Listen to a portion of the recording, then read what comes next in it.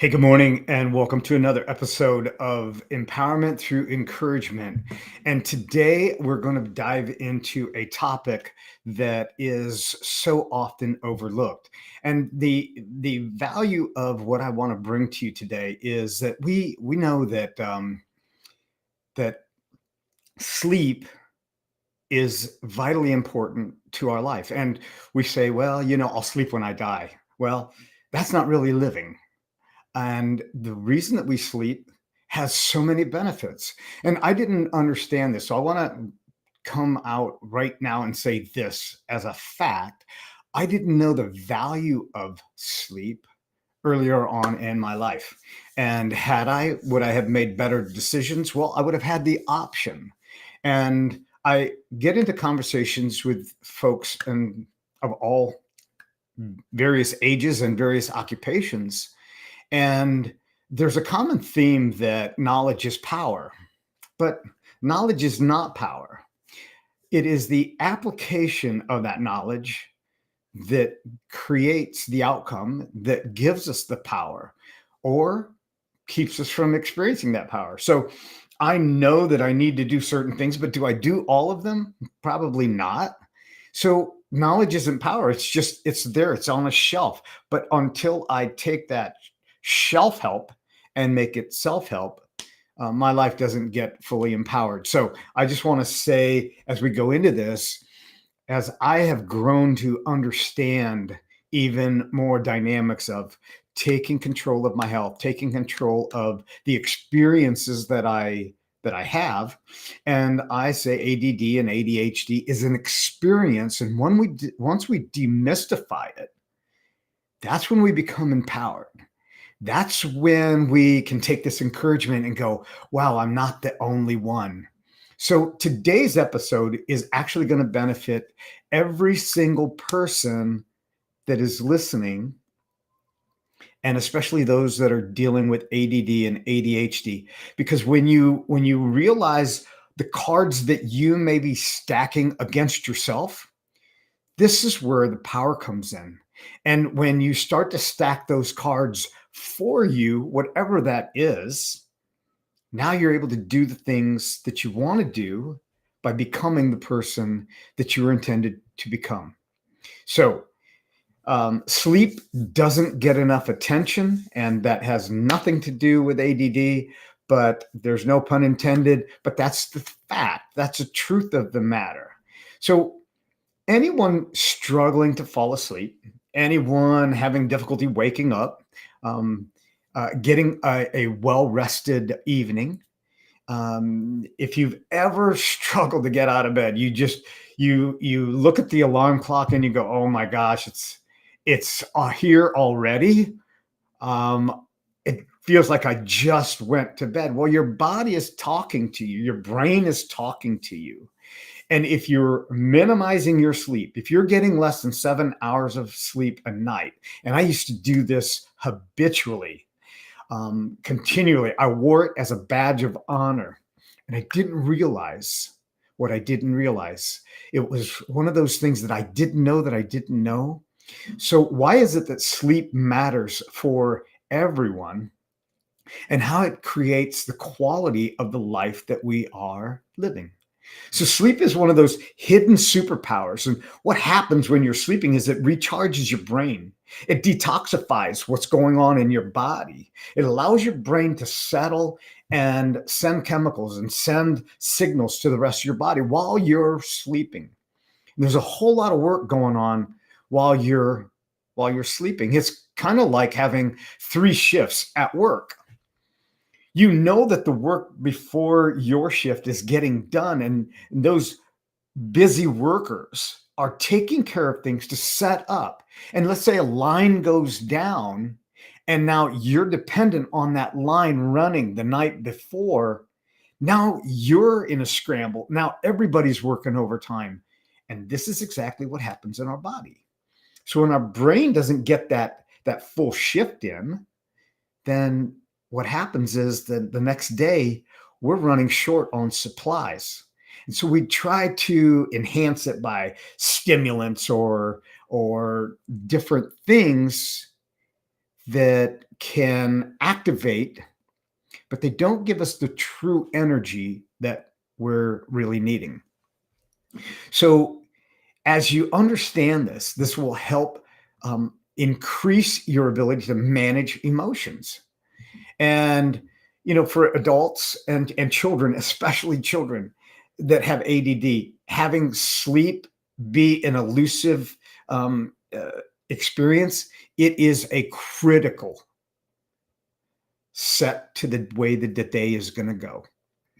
And without the quality sleep, our functions, our brain functions are diminished. Our attention worsens. Yes, it actually worsens. And you can find yourself in a state of brain fog. It's like, why am I here? What was it that I was doing? And you can read the line 5 times and it's still not sinking in. And you go, there's something wrong with me. Well, there's nothing wrong with you. It's just a product, the stimulant, the ability for your brain to decompress that's creating those emotional dysregulations. And this is what happens. It takes a hit. So if you've ever struggled to wake up or wake child up, anybody been there? True story. Yes.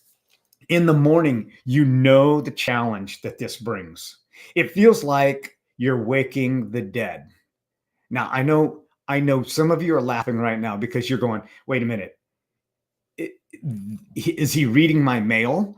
No, I'm not reading your mail, but I've been there. And you go to wake that child up and they say, yeah, I'm going to get up.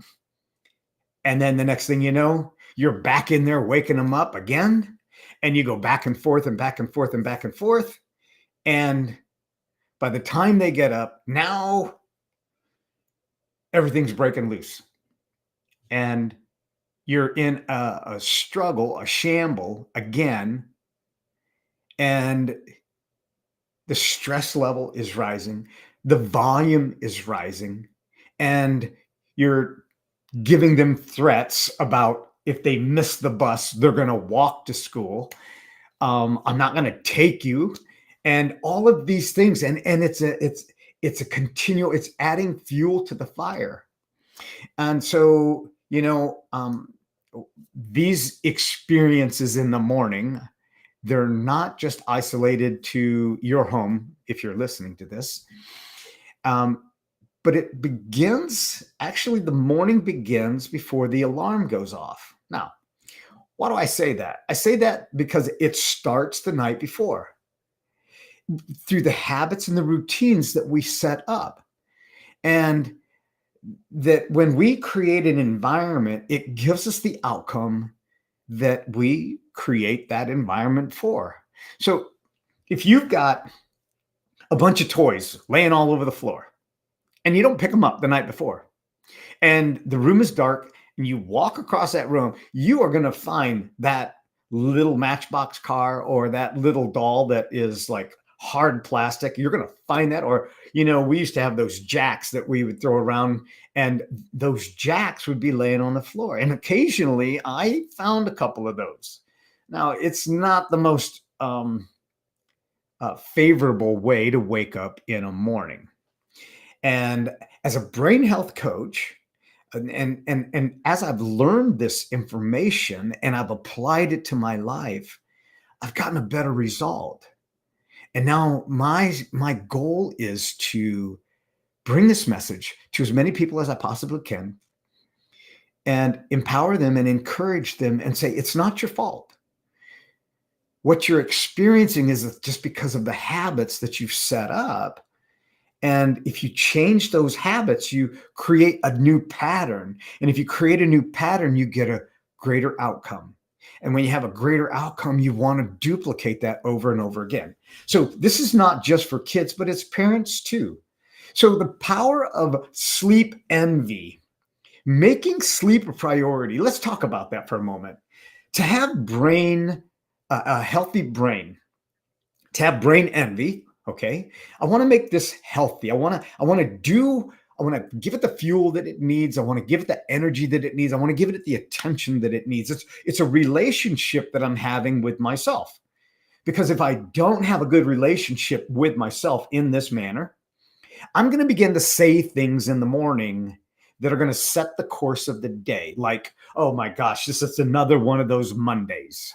Oh, this always happens. Oh, here I go again. I can't ever get it right. I can't figure out what I'm going to wear. And you go through this whole process. I don't want to get up, right? Well, this is where brain envy comes in. You need to care about your brain.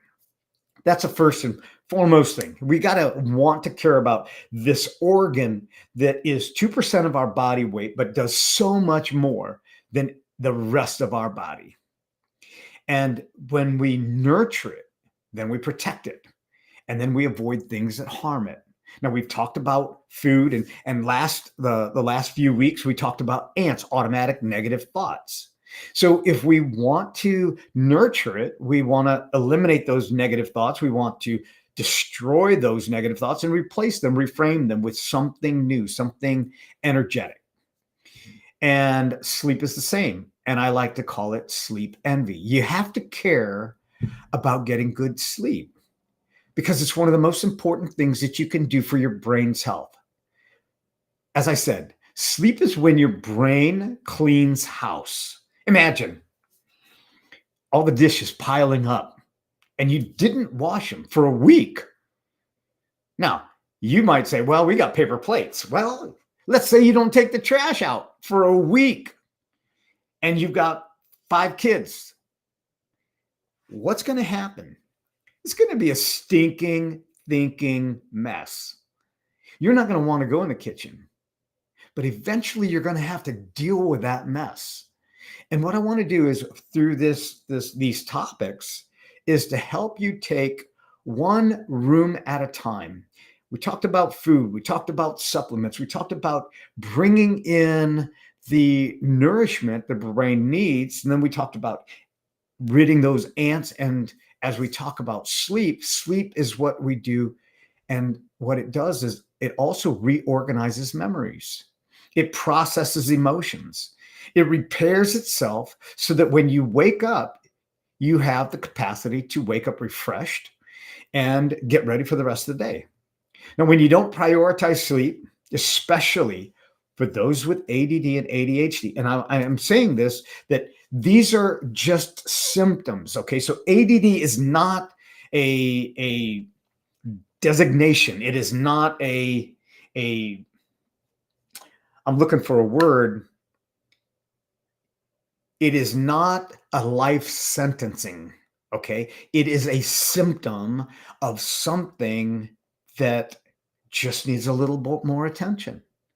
It's the body's language. So when we have this experience and you mix it and you consequence it with the ripple effect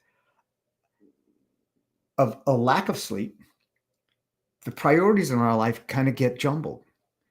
And when we prioritize sleep, now we can start to get these things in an order.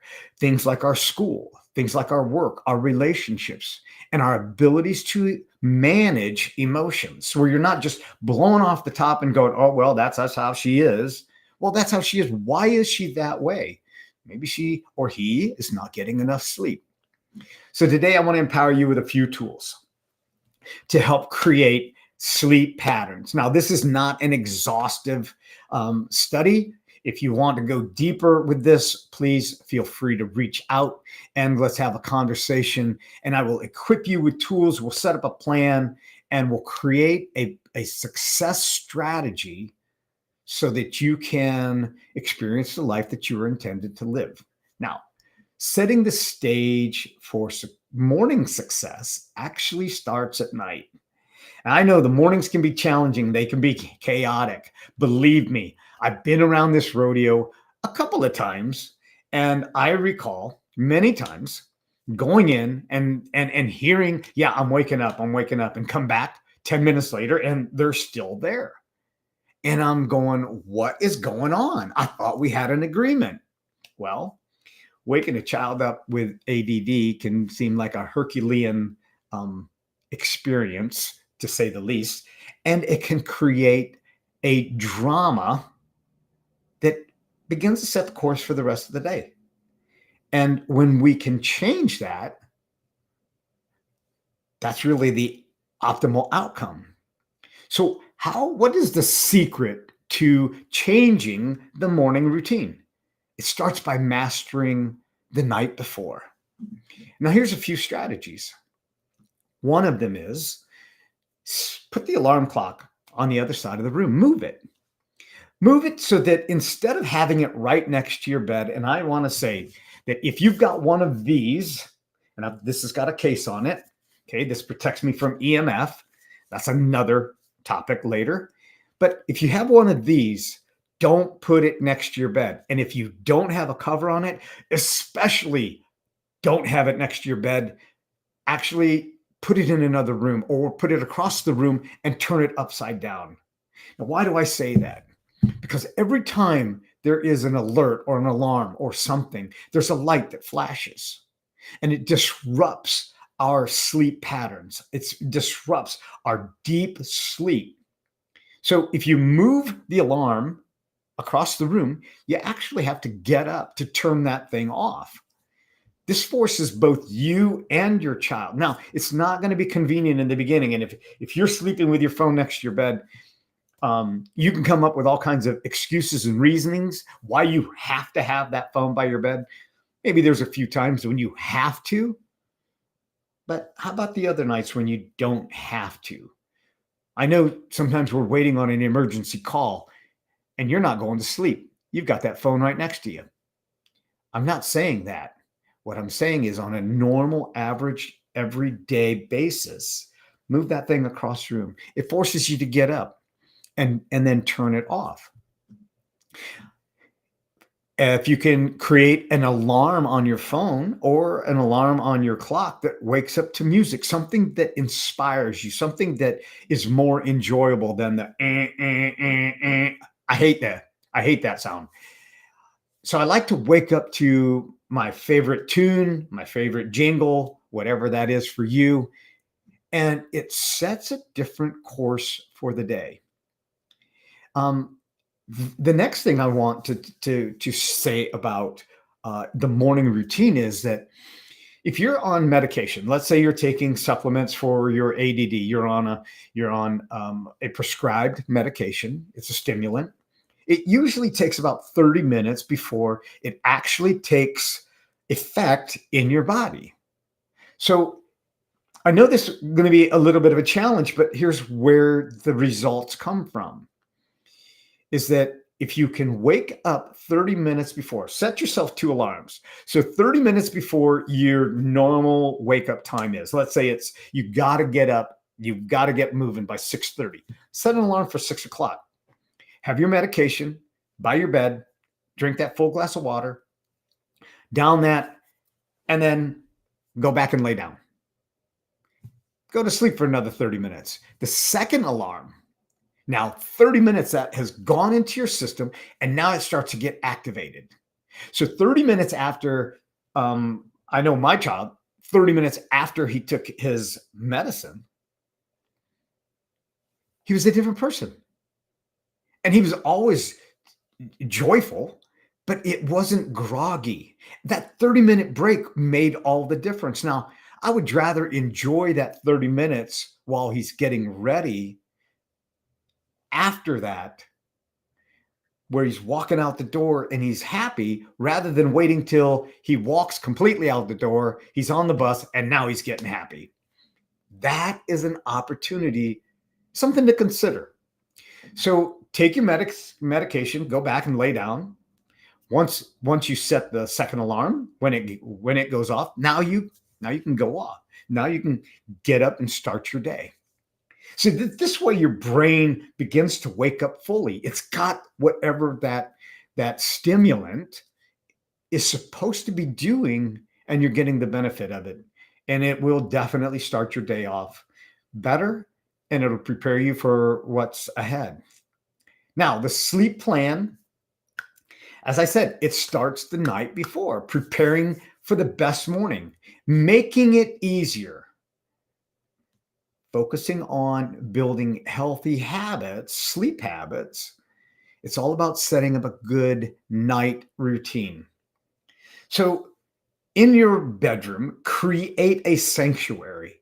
Like my bedroom is my sanctuary. I make my bed every morning and it sets the course of the day. I go into my room at night and I see this bed that's made. It's complete. And my bedroom becomes this friendly environment. I keep it dark at night. I keep it cooler. I like to sleep in a cool room. And there's so many benefits to sleeping in a cooler room than in a hotter room, especially for your body decompressing and your brain regulating while you're asleep. And it allows your body temperature to lower. There's so many benefits to this. The darker the room, the better. And the better your chances for falling asleep, the more effective your sleep is going to be. It's kind of like eating. If you're not eating food that is giving you good energy, then you're defeating really the purpose of doing that. In a darker room, you're able to stay asleep longer because you're not distracted by lights or and if you live in town, you know what I'm talking about. You've got street lights and you've got car lights and you've got all these things that can disrupt our brain's ability to begin to download. I mean, let's look at the way that the sun rises and the way that the sun sets. It comes up on one side and it goes down on the other. There's a different light in the morning than there is in the evening. And there's a reason for that. Is to allow the plants and the environment around us to replenish. Now, if we do that for our own brain, we treat our brain as our own world because that's what we think in, then there's a big difference, a big change that goes on. The other thing is definitely turn those gadgets off. The buzzing, the alarms, the notifications, turn them off. You are not going to miss anything important on a normal basis. Now, like I said, if you've got a family crisis, if you've got somebody that you're tending to, make it the exception, not the norm. And that's where the difference comes in. So turn those flashing gadgets off. If you or your child struggle with a busy brain, soft music before you go to sleep, or as you go to sleep, set a timer where it shuts off. Create a calming atmosphere. Now, another way that I create this sanctuary in my room is I have a diffuser, and I have it set for a 1 hour timer. And what I do is when I'm going to bed, I hit that timer, I jump in the shower, and as I'm getting ready to prepare myself for going to sleep, I've got my room, it has a specific essential oil, something that is calming, something that gives me just a peace. And it's a calming effect. And then it goes off, and I'm already asleep. And it's amazing what these small little steps can do to enhance what you're experiencing. Now, I've got a banner going across there. I want to say this for those of you that are maybe listening to this. Hey, I want to take just a moment and say, if you are getting value out of this, I want you to like, subscribe, and share. You know what to do. Share this with somebody. And I know for a fact that somebody needs to hear this.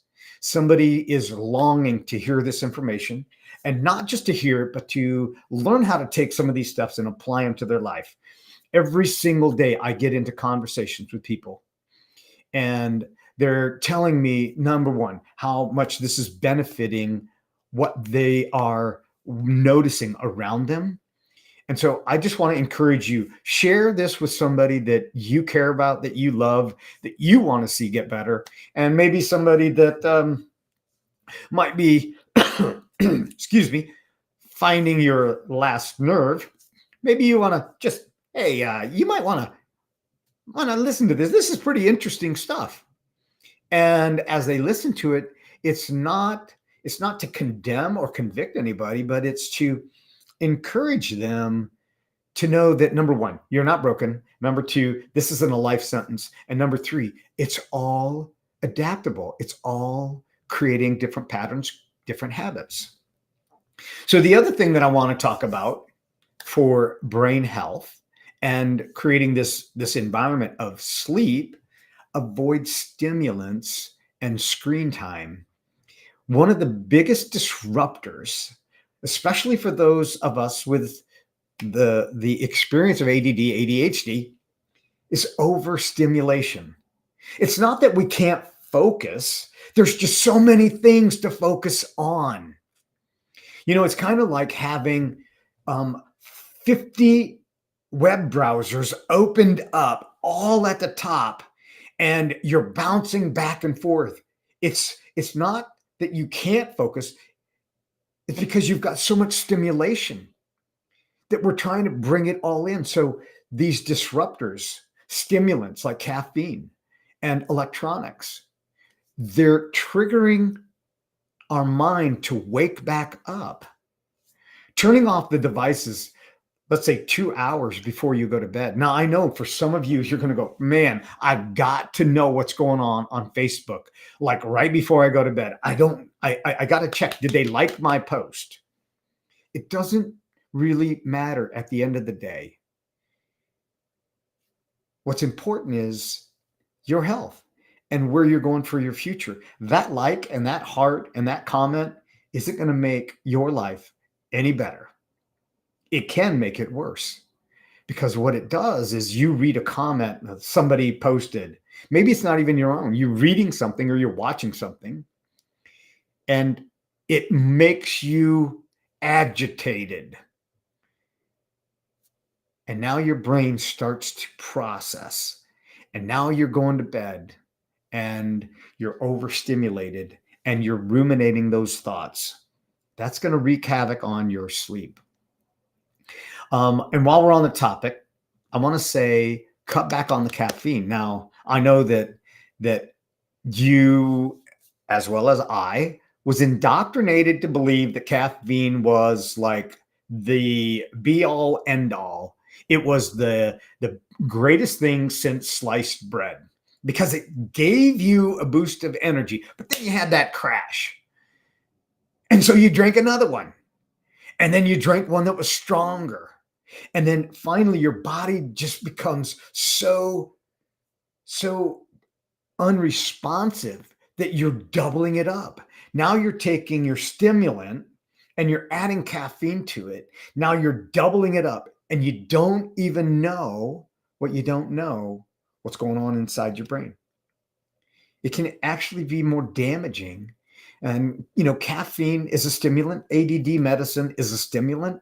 Now, when you bring those together and you overstimulate, guess what happens? It's like having all those browsers up in your computer that are open.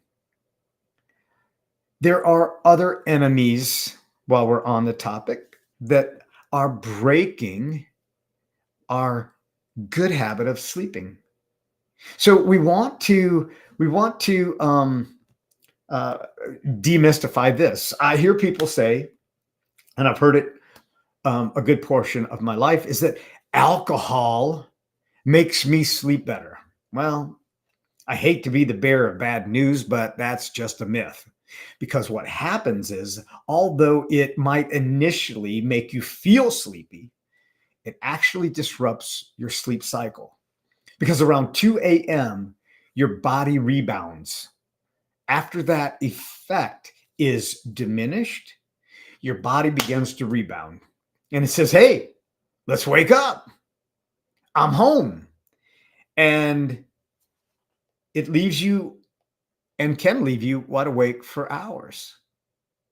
And if you rely on something to give you what you would naturally produce or be able to do, and it might take a habit, might take a different pattern setting, then it's going to take more and more. And the nobody tells us about all of the side effects, not just personally, but outside of us, that's taking place. It's a vicious cycle. And unfortunately, it only leads to more sleep problems. Similarly, watching scary movies or the news, that's a scary movie by itself. I think Stephen King writes the narrative for a lot of the news channels, and I won't even go there. Okay. So, but don't watch that stuff, especially before you go to bed.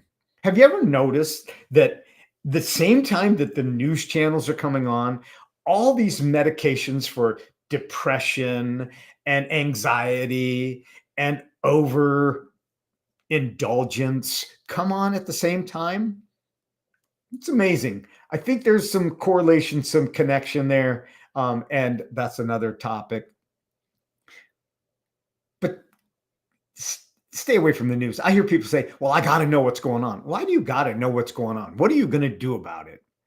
What is it going to matter? Yeah, great. Know when the hurricane is coming, and for those that are in that path of the storm that's coming now, hey, my prayers and thoughts are with you.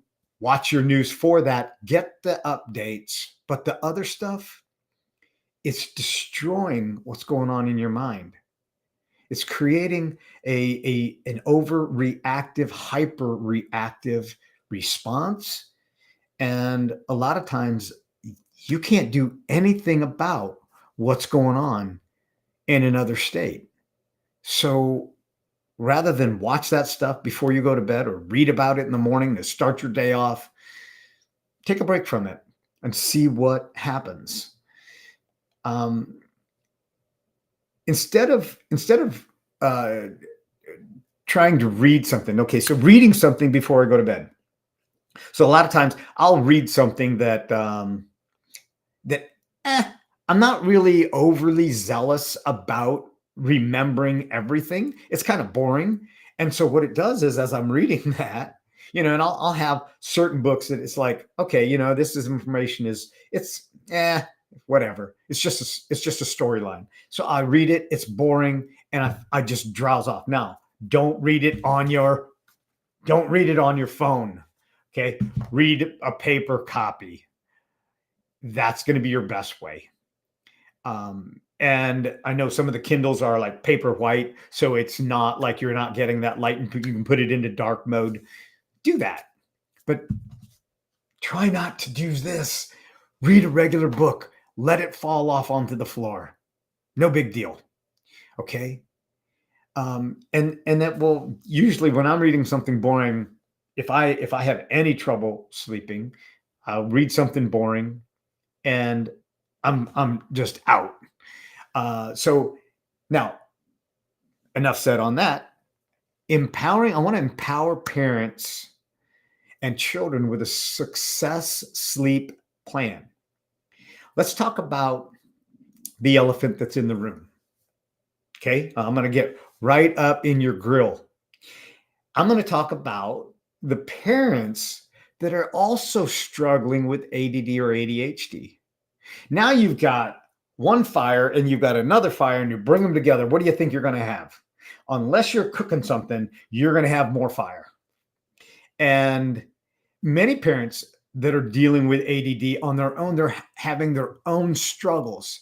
And now they're trying to help their child. But do you know how hard it is to be in a calm state and create a calm environment if there's a tornado on one end of the spectrum or another coming through the room? It's going to be pretty difficult. So this can create exhaustion, frustration that lasts for years. It becomes a pattern. And you all know that person. You go, that's just how they are. Well, that's just not acceptable. And it's not avoiding it, it's just addressing it and saying, hey, what could I do that would actually create a conducive environment and that actually produces what I want? Well, there's hope. We can break the cycle by taking small and consistent steps to improve our sleep, both for our children and for ourselves as a parent. Prepare for the morning before. There is so much value to laying out what you're going to wear the night before. This way, you don't have that. You're in a state already where you're awake, you're aware, you're coherent, you're not overthinking, and you go, I want to wear that shirt, I want to wear those pants, I want to wear those shoes, I want to wear those socks. So you lay them out. It's a setup for success. But if you wait for the morning, now you're already scrambling, unless you wear like a uniform to work where you don't have to make a choice. And you set yourself up for success. Organize the clothes, pack the lunches the night before, set out the school materials the night before rather than scrambling. Hey, do you got your pen? No, I got it over here. Well, if you do that the night before, I know it sounds so silly and so simple. And I mean, who would not do this, right?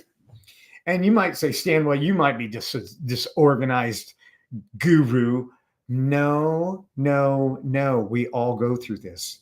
But what I do is I create the pattern and the habits because of the success that I want in the next day, in the next moment, so that I don't have a stressful morning.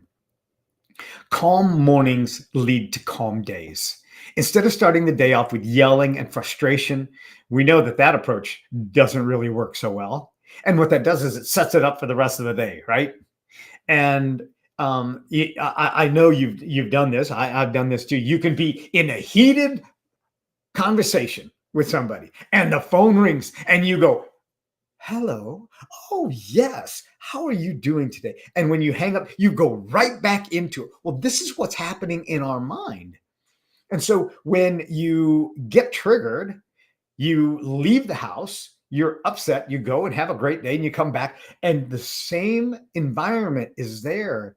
That chaos just starts up again. But if you start the day in a different pattern, because you got a better night's sleep, because you're thinking different, you're setting yourself up for success rather than being in a reactive mode, you're in a proactive mode.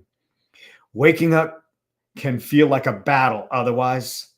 And if you do this, if you try this, let me know. Let me know if it didn't work. If nothing what I've said works, send me a message.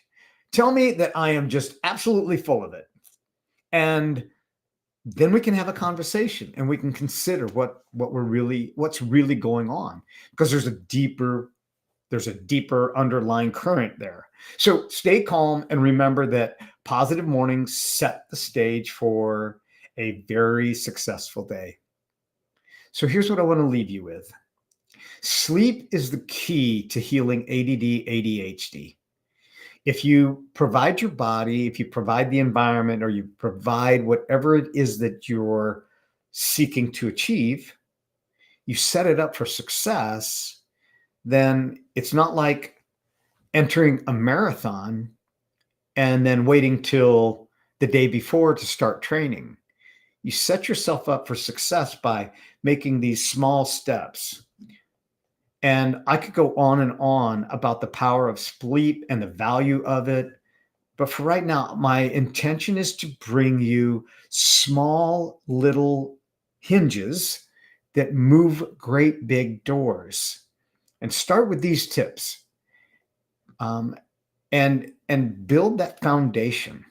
If the foundation is shaky, the building is not going to stand.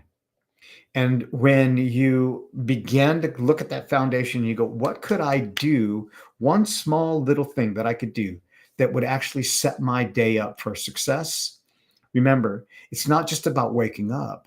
It's about building a plan that works for you and your child so that you can experience the healthiest brain possible.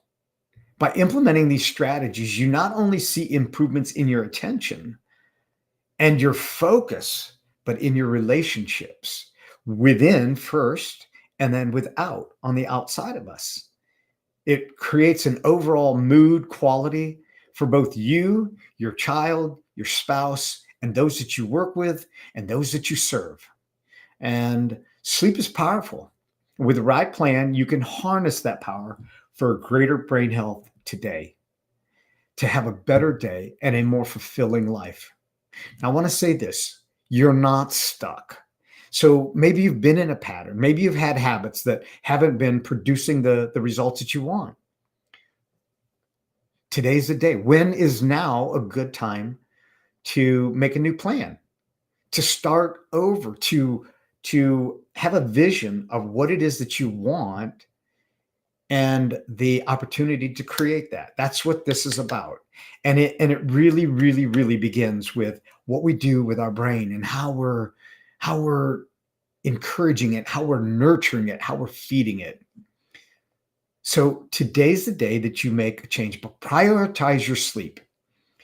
I'll tell you what, if you apply this for the next 7 days and it doesn't work, you can go back. You can go back to the chaos. You can go back to the disruption. But take some time to create a new habit that creates a greater outcome that you're looking for. Your brain, when you give it the care that it needs to function at its best, you're going to have mornings filled with an abundance, not just the minimal, not just getting by. And they're going to be less stressful. They're going to be more focused. And there's going to be a sense of calm.